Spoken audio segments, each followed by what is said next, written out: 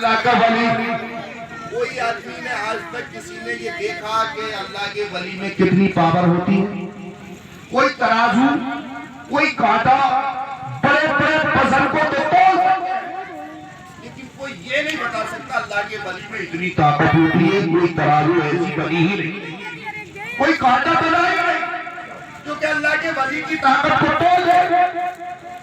آپ تھوڑا سا اس کو روشنی ڈالیں چند میں بچوں اس کے لڑکے کے شعر آپ کر دوں کہ بیمار زندگی ہے دوا مانگ رہی ہے، دوا مانگ رہی ہے.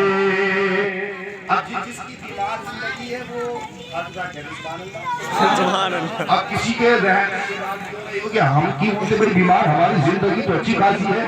لیکن سنو مسلمان، میرا دعویٰ ہے، میرا چیلنج ہے، علماء اکرام بیٹھے ہیں، علماء اکرام کی موجودگی میں میں عرض کرنا چاہتا ہوں ہر انسان بیمار ہے، چاہے وہ مسلمان ہو، ہندو ہو، سکھ ہو، عیسائی ہو، یہودی ہو، نصرہ ہو، ارے یہاں کا ہو یا وہاں کا ہو، ادھر کا ہو یا ادھر کا ہو، ہر انسان بیمار نظر آتا ہے. وہ کیسے بیمار نظر آتا ہے؟ شروع میں صحیح مسلمانوں، اللہ تبارک و تعالیٰ نے اگر کسی کو بیٹے عطا کر دیے ہیں تو بیٹی کے چکر میں بیمار نظر آتا ہے. اگر بیٹی عطا کرتی ہے تو بیٹوں کے چکر میں بیمار نظر آتا ہے. اگر کسی پر اولاد نہیں ہے تو وہ اولاد کے چکر میں بیمار نظر آتا ہے. اگر کسی کو اولاد عطا کرتی ہے تو وہ ان کو پرورش کرنے کے لیے بیمار نظر آتا ہے. اگر کسی پر ایک بیٹی ہے تو دوسرے بنگلے کے لیے بیمار نظر آتا ہے. اگر کسی پر ایک موٹر ہے دوسری موٹر کے لیے بیمار نظر آتا ہے. مسلمانوں سنو تو صحیح، یہ دنیا کی دولت کی بات نہیں ہے. ارے تمہارا عقائد جو ہو وہ ہو، لیکن میرا عقائد یہ ہے میں دنیا کی دولت کے بیمار، دنیا کی دولت کے چکر میں بیمار نظر نہیں آتا. اگر بیمار نظر آتا ہو تو حضرت حضرت کی زیارت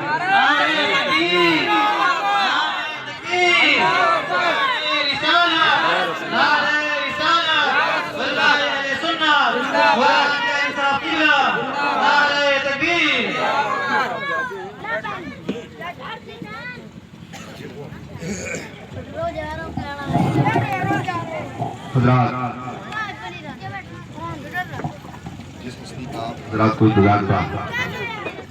وہ ہستی آپ کے روبرو جلوگر ہو چکی ہے. ان کے چہرے کی زیارت کیجیے.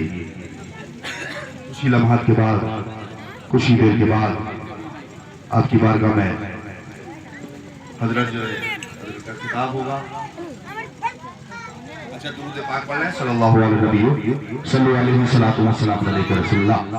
شیخ ملاحظہ فرمائے کہ بیمار زندگی ہے دوا مانگ رہی ہے، دوا مانگ رہی ہے.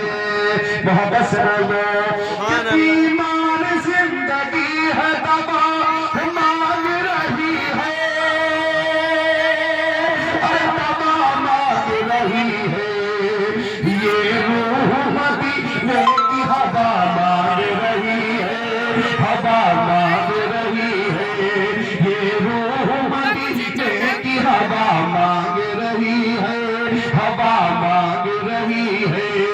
اے مالک کونین میری لاج بچا کے، میری لاج بچا کے. اے مالک کونین میری لاج بچا کے، میری لاج بچا کے. ارے یہ فاطمہ رو رو کے دعا مانگ رہی ہے، دعا مانگ رہی ہے. یہ فاطمہ رو رو کے دعا مانگ رہی ہے، دعا مانگ رہی ہے. بیمار زندگی ہے دوا مانگ رہی ہے، دوا مانگ رہی ہے. تو میں عرض کر رہا تھا کوئی ترازو ایسی نہیں بنی، کوئی کانٹا ایسا نہیں بنا کہ اللہ کے ولی کی طاقت کو تولو. یہ کتنی طاقت ہے، کتنی پاور ہے. آؤ میں تھوڑا سا اس پر روشنی ڈالوں. تھوڑا موضوع کی طرف آ چکے ہیں، ٹائم بھی کافی ہو چکا ہے.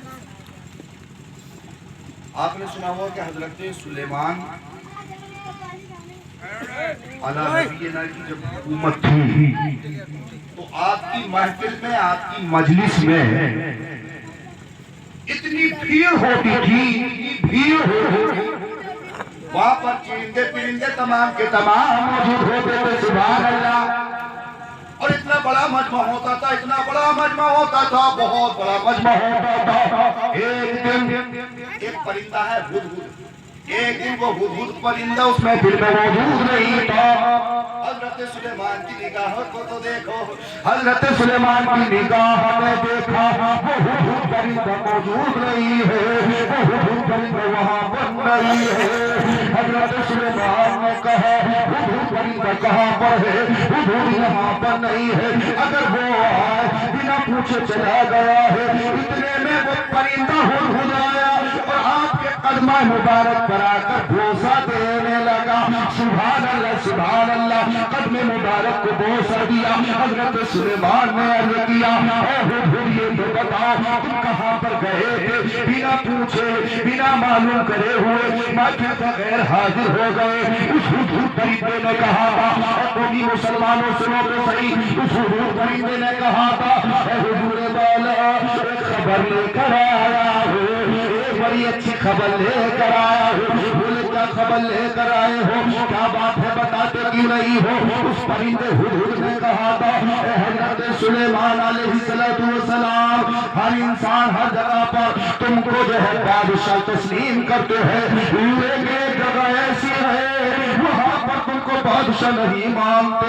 हजरत सुलेमान मुस्कुरा गए, सुभान अल्लाह, और कहा था ये तो बताओ वहां पर किसकी हुकूमत चलती है, किसको बादशाह मानते हैं, किसकी हुकूमत में रहते हैं। कहा वहां पर एक शहजादी है जिसका नाम बिल्कीस है, वहां पर वो लोग उसकी हुकूमत में रहते हैं, उसी को बादशाह तस्लीम करते हैं। हजरत सुलेमान ने कहा वाकई हुदहुद परिंदा तू बड़ी अच्छी खबर लेकर आया है। हजरत सुलेमान ने यानी एक कागज पर लिख दिया, सुभान अल्लाह, सुभान अल्लाह। वो खत लिखा था और परिंदे को हुदहुद को कहा था,